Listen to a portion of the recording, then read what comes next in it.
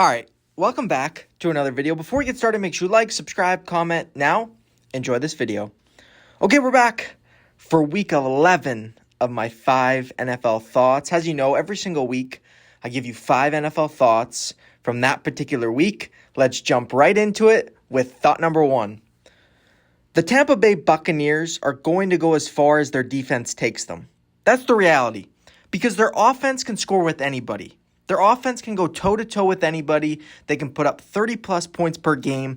Their offense is as good as it gets in the sport. Their offense is legit. Their offense is Super Bowl caliber with Baker Mayfield. It is a good offense. But defensively, if they don't get pressure with their blitz packages, with Todd Bowles' blitz packages, they struggle to consistently get stops. Because when they're getting home with those blitz packages, they're forcing turnovers, they're creating havoc, and they're a completely different football team. They need to be able to create pressure with those blitz packages. And against the Bills, they didn't do that. It felt like for most of that football game, they dropped back and they only rushed 4 or 3 sometimes. And that's not their DNA. That's not how they're built. They are not built to just sit back and play coverage and just bring 4 or 3 rushers. No, they're built to blitz. That's what Todd Bowles' defense is. It is in your face, pressure, pressure, pressure. That's what he is built to do. That is what his defenses are built to do. Blitz teams, force teams to have to deal with a lot of different blitz looks coming at them. And he did not do that against Buffalo. And if he doesn't do that, Tampa Bay isn't going anywhere.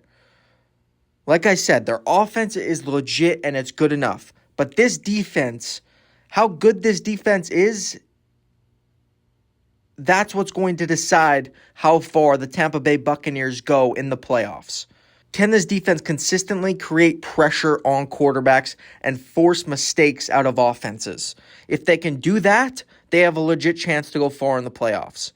But if they're going to play how they played against Buffalo and sit back and rush 4 or 3 sometimes, they have no shot because they're not built to do that. And that's not their DNA. And that's not Todd Bowles' DNA. That's why I was confused of what he was doing against the Bills. His DNA is pressure, blitz, blitz, blitz. That's what he does.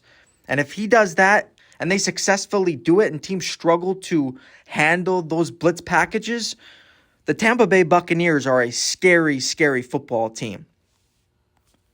Thought number 2. If the Houston Texans don't make the playoffs, it will be a huge disappointment. Now, why? They have the number 1 scoring defense and the number 1 yards per game defense. That's really good, if you didn't know. But no team in the Super Bowl era who has had the number 1 scoring and yards per game defense has missed the playoffs.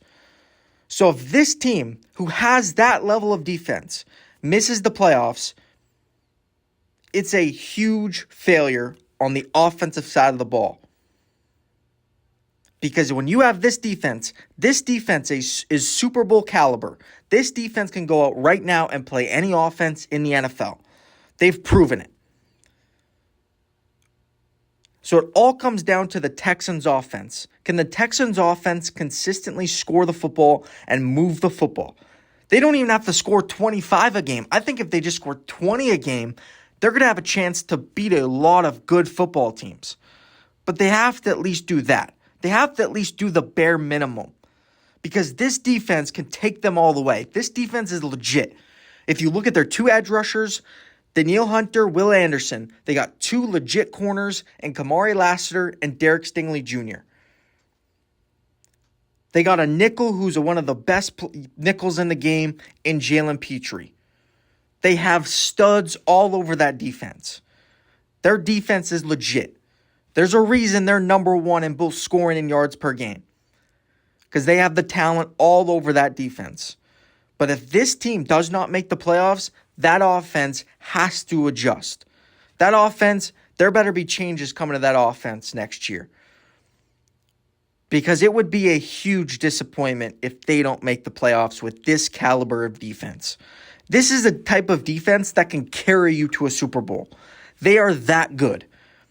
And I wouldn't normally say that because obviously you need to score points to win football games.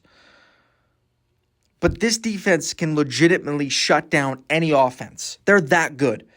They just need this offense to come along with them. Thought number 3. The Broncos' defense are just different. They are. They're just a different defense. Every time I watch them, and I've watched them probably 3 or 4 times this year against good football teams, maybe some bad teams.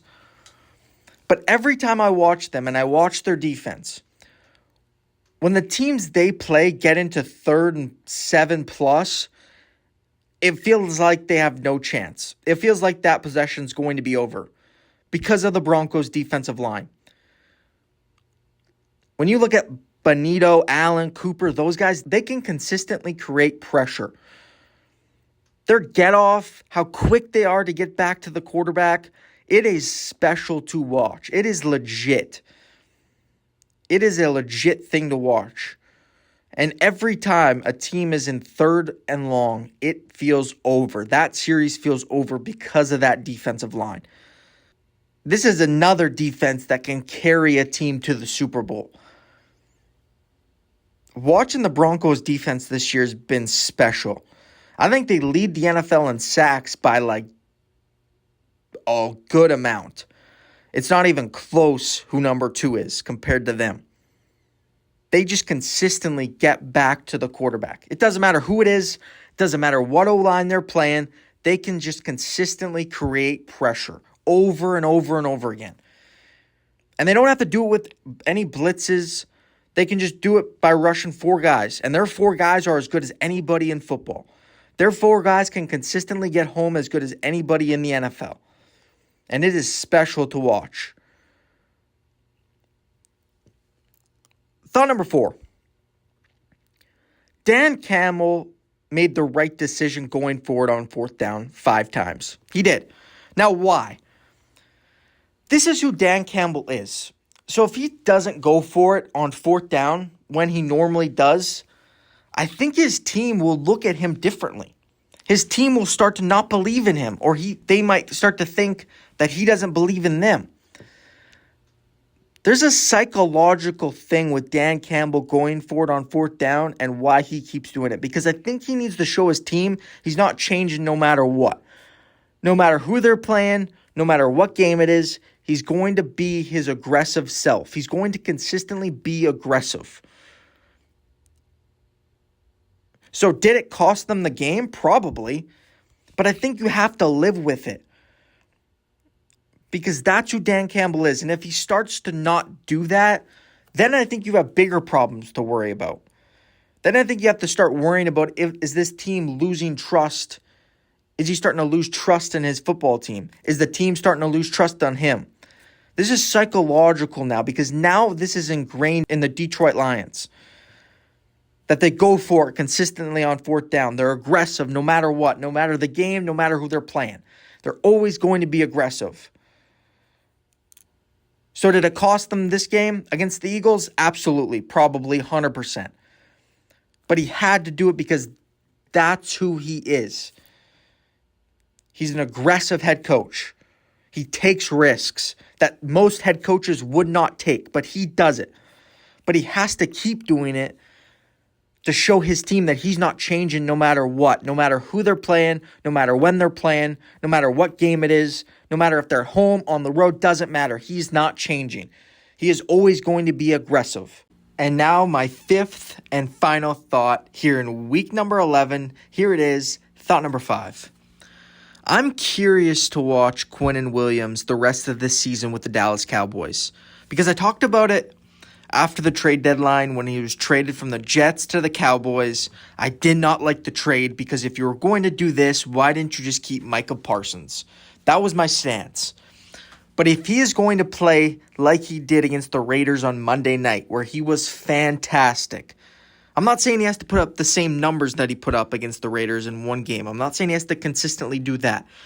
But if he can be that dominant, stopping the run, rushing the passer, then it looks like a much better trade for the Cowboys. Then it looks like a trade that actually looks really good. Because yes, he's expensive, but he's not as expensive as Micah Parsons would have been. So if he can be that player that he was against the Raiders, and that's a tough ask, can he consistently do that game in and game out? That's going to be the challenge. But if he can do that, I like the trade more and more for the Dallas Cowboys. So I'm very curious to watch him the rest of the season. It was just one game, so I'm not going to overreact one way or another. I'm curious to watch him over the next couple of weeks, how he looks. Is he dominant or is he just okay? But that's my 5 NFL thoughts. Make sure you like, subscribe, comment, and have an awesome day.